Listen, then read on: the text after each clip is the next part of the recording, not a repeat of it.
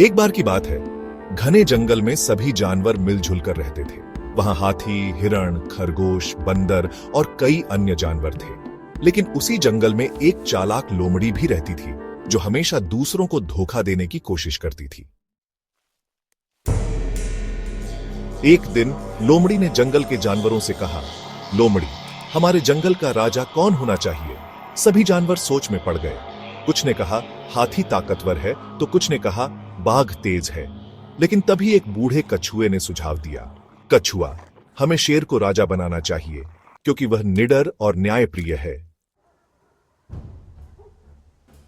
सभी जानवर सहमत हो गए और शेर को जंगल का राजा बना दिया गया। शेर बहुत बुद्धिमान और दयालु था। वह जंगल के सभी जानवरों की रक्षा करता था और किसी को भी अन्याय नहीं करने देता था। लेकिन लोमड़ी को यह पसंद नहीं आया। उसने सोचा, अगर शेर राजा बन गया तो मेरी चालाकी काम नहीं आएगी, मुझे कुछ करना होगा। लोमड़ी ने जंगल के छोटे जानवरों के बीच डर फैलाना शुरू कर दिया। वह सभी से कहने लगी, शेर बहुत खतरनाक है, वह हमें कभी भी खा सकता है, हमें इसका कुछ करना चाहिए। छोटे जानवर डर गए और सोचने लगे कि क्या करना चाहिए। लोमड़ी ने शेर को बदनाम करने के लिए एक योजना बनाई। एक दिन उसने जंगल में झूठी अफवाह फैला दी कि शेर ने खरगोश को खा लिया है। सभी जानवर डर गए और राजा शेर के पास शिकायत करने पहुंचे।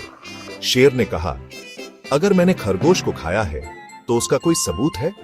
सभी जानवर चुप हो गए, क्योंकि उनके पास कोई सबूत नहीं था। तभी खरगोश वहां आ गया और बोला, मैं तो बिल्कुल ठीक हूं। यह सुनकर सभी जानवर चौंक गए और समझ गए कि यह लोमड़ी की चाल थी।